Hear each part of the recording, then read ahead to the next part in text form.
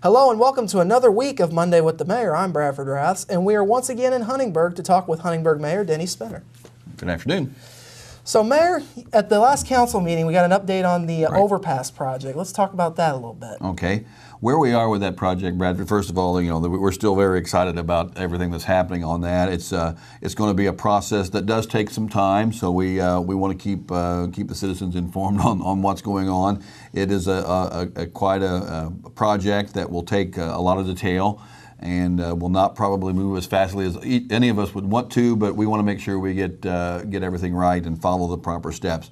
Where we are right now, we had 2 meetings last week with our project manager, is Audrey Smith out of the Vincennes in the Office of the Department of Transportation, and beginning to get the ball rolling, the technical steps that it takes to get this project rolling. And where we are right now is we're beginning the process of developing a request for proposal, an RFP, that will be submitted to the state. And what that request for proposal is, that it creates a scope of the project for consulting firms to bid on the project. And what that consulting firm's main task under this will be is to study the routes, determine what exact route will be selected, some of the engineering that goes along with that, cost of right-of-way acquisition, all those items that lead to a document that will actually be a construction document. So our first selection will be of that firm. Once we get that request finalized and put into the state system, that will be advertised for 4 weeks on the state's website for potential bidders.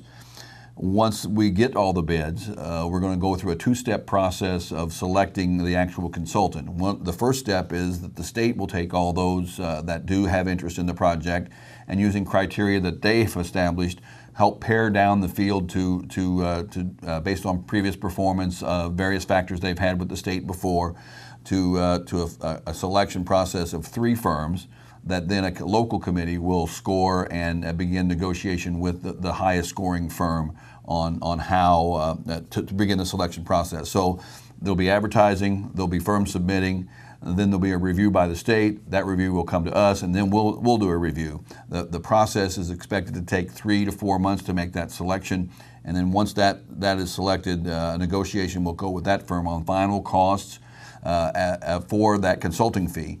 The final costs of the project, the final corridor selection, all those will be part of that study, and that should take maybe, I'm not sure what the timeline on that is. That'll be negotiated as well as part of the contract, but we won't have final project costs, final corridor identification until the consulting firm is hired, does their study, and says, here's our recommendation. So we're in the early stages of that, probably 3 to 4 months to make the selection, and then their work will begin shortly after that. But it's a good project, a good process. The state is, of course, right with us on this. We've had some very good meetings with our engineer, with the county engineer, and are moving the process along. Rich Hazelwood from our planning department is going to be our project lead on this. So Rich will be the one that has the day-to-day contact with both NDOT and then the selected firm on moving this project forward. And you guys took a big step this morning at the county commissioners meeting, an interlocal agreement. Yes, and this morning I appeared before the county commissioners.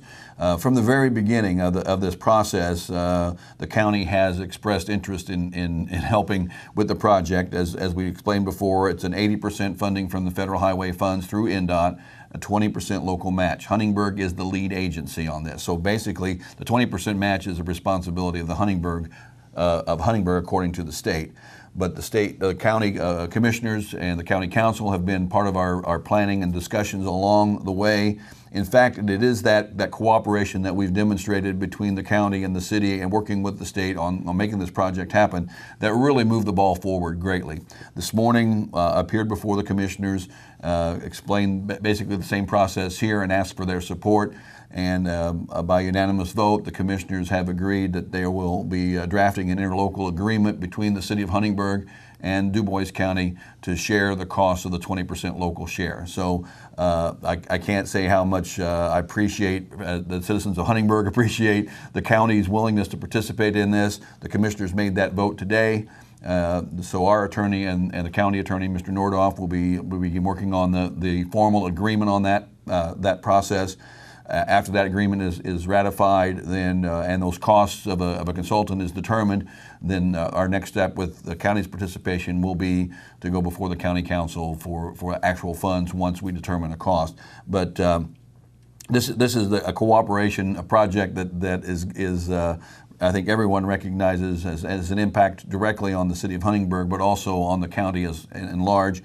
And we probably wouldn't make this possible without the help of the county in this. So I want to thank the commissioners and all those in our county government for recognizing how important this is to our community and making that commitment today. And finally, speaking of thanks, you guys had the Celebrating Fathers event this past weekend at League Stadium. Yes, Friday night we had a Celebrating Fathers event at the City Park and at League Stadium. And it was just a great evening. The weather was perfect, first of all. I mean, it just couldn't have been a better night for bringing the family out and having a picnic in the park. But the folks from St. Mary's Church who organized this, Kim Kendall was the chairman of this event, and there's others that would all participate. I can't name them all, but Kim was the chairman of this.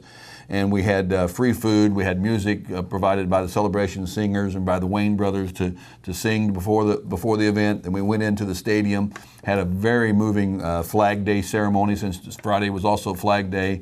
The local Knights of Columbus participated. Anybody who's been around in DuBois County has seen their flag, and have that come in and be part of our ceremony.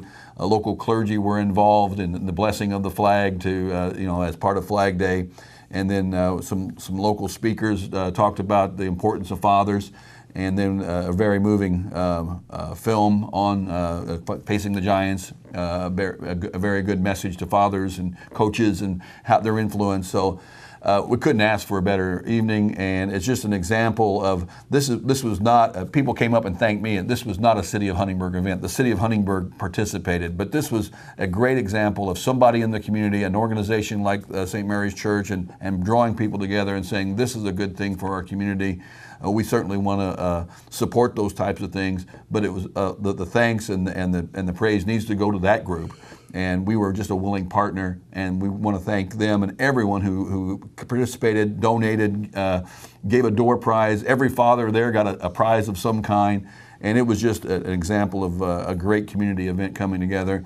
And we want to mention that coming up next Saturday night, we have another Music in the Park, which is another free event in our park on Saturday night. There'll be more music at 7 o'clock, and our Citizens Advisory Board is kind of leading that. Again, that's a great event to recognize what's going on in the community. It gives an opportunity for families to come together in a beautiful setting and just have a good evening out. So a lot of good things happening, and we as the city appreciate all the efforts to help promote the things that we can help.